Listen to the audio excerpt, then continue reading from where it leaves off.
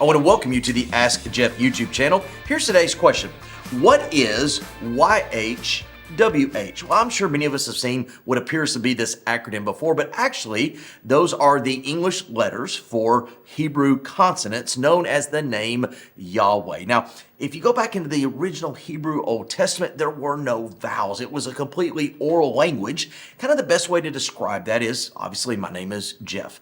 Well, if we were to do this in English and you put JFF without the vowel, you would know that nobody names their son Jiff, Joff, Joof. It's Jeff. That's kind of how Hebrew works. It wasn't till the 12th century that we actually put the vowel markings in because the Hebrew language was being exposed to the rest of the world and there weren't really native speakers, all that being said. So when you see YHWH, that is Yahweh, first mentioned in Exodus chapter 3.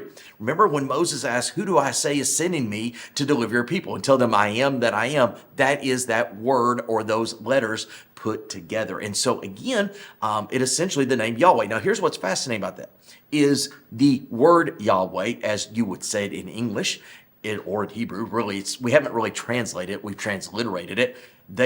What we know is the Hebrew people would not say that word.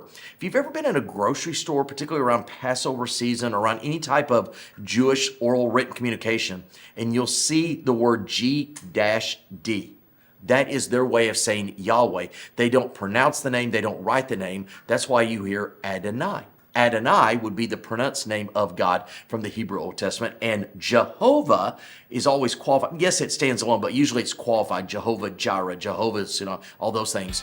Is if you pronounce Yahweh in our phonetic, it is Yehovah with the vowels, Yahweh without. So, didn't mean to do a big grammatical lesson, but if you ever see the four letters YHWH, it is the Hebrew word for God that's being spoken of that originated in Exodus chapter 3. Great question. If you have one, send it to AskJeff.net. Maybe your question will be tomorrow's.